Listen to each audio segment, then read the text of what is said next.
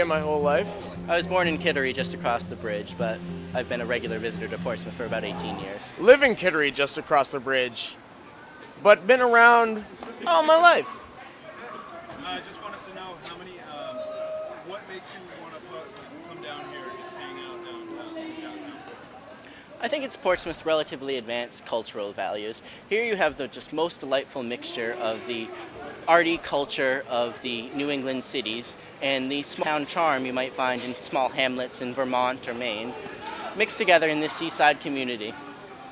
I agree with that. It's awesome. Portsmouth is great.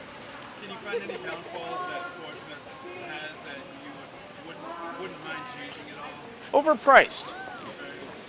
Portsmouth, as a relatively affluent cosmopolitan community, tends to attract a lot of wealth, and as a result, property values are driven up, prices of items are driven up, and there's this sort of gentrification of Portsmouth that occurs that sort of takes away that small town charm when it becomes a sort of tourist destination, cheap and banal and concerned with profits. You know, like what he said, it's basically a bunch of yuppies trying to change our America. There's too much street work that occurs. Yeah, they try to brick everything, basically. They brick cars waiting in, at the 72-hour parking lot. They brick seagulls, just bricks. They have a tendency to give bricks. far too much money to the fire department for unnecessary things. They spent $70,000 this year getting an antique fire engine to bring around to build goodwill for the fire department. It seems like an unnecessary expenditure that is increasing our taxes. Yeah, and these fake bricks here really smelled like Quiznos when they were putting them down.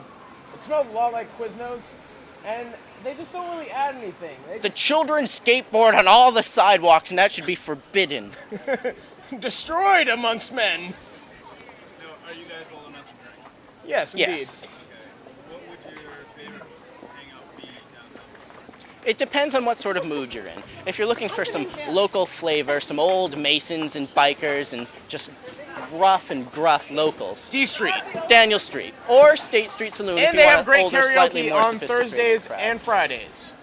D Street. If you're looking to get rowdy with the children, then perhaps go down to Legends and play a game of pool with one of the local sharks. They'll try to take your money, but sometimes you can be a little more clever than them and make everything work out just fine. Yeah, the if you sports want page is also great to see UNH alumni dance while drunk and sometimes vomit on the dance floor.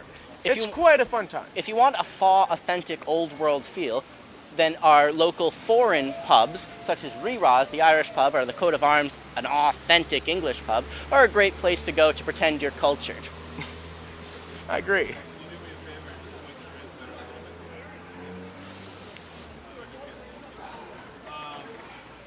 What would be your what would be the place that you could go after you drink when the bar shuts down? Prescott Park. I think Portsmouth really needs a 24-hour coffee shop Yeah. with lots of comfortable seating in a very hobo-friendly location. They can sleep in the chairs. Just not something where you're going to get overly fascist or concerned about purchases. Perhaps it could be subsidized by the community. They're perfectly willing to spend money on other useless programs. Why not a nice comfy place where you can just go and sort of relax after the bars? It'd cut down on drunk driving and as a result, lower the cost for street improvement. Gillies is an excellent old restaurant. It's open very late. It's full of wonderful staff. However, as of recent, Gillies has been leaving its roots.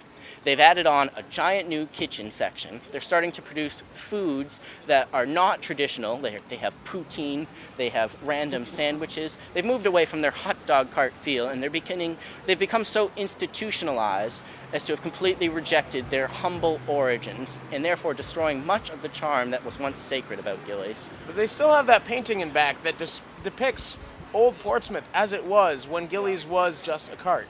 Almost mockingly, in fact, completely anachronistically, it was never drawn by horses. I want to thank you for your interview very much. No problem. Very insightful.